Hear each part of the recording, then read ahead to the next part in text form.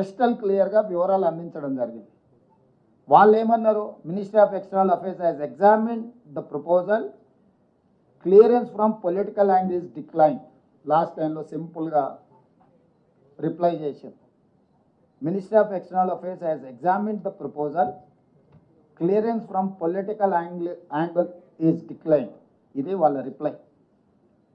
So రాజకీయపరమైన నిర్ణయాలతో మేము మీ పర్యటనను తిరస్కరిస్తున్నామని చెప్పింది. What is the political reason?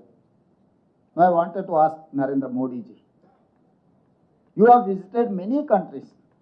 మీరు ఎన్నో దేశాలకు పర్యటనలకు వెళ్ళారు. మీరు కాదు, మీకు సంబంధించిన రాష్ట్రం నుంచి గుజరాత్ ముఖ్యమంత్రి భూపేంద్ర పటేల్ ఆగస్టు 17 నుంచి 24 వరకు ఈ నెలలోనే యుఎస్ కెనడాలో 8 రోజుల విదేశీ పర్యటనలకు వెళ్ళాడు. దేనికోసమో వైబ్రెంట్ గుజరాత్ 2047 అనే పాలసీ డాక్యుమెంట్ ప్రమోట్ చేయడానికి, రోడ్ షోలు చేయడానికి గుజరాత్ ముఖ్యమంత్రికి మీరు అనుమతి ఇచ్చారు. నరేంద్ర మోడీ గారి స్వరాష్ట్రమైన గుజరాత్ ముఖ్యమంత్రికి వైబ్రెంట్ గుజరాత్ 2047 పెట్టుబడులను ఆకర్షించడానికి మీరు అనుమతిస్తారు.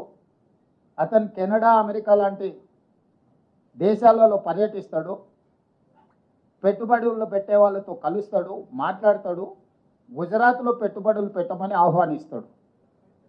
అదే తెలంగాణలో తెలంగాణ రైజింగ్ 2047 పాలసీలో భాగంగా ఎడ్యుకేషన్, స్పోర్ట్స్ అండ్ ఇన్వెస్ట్మెంట్స్ వీటి కోసం తెలంగాణ ముఖ్యమంత్రి పర్యటన చేస్తా అంటే అమెరికా పర్యటనను తిరస్కరిస్తారు.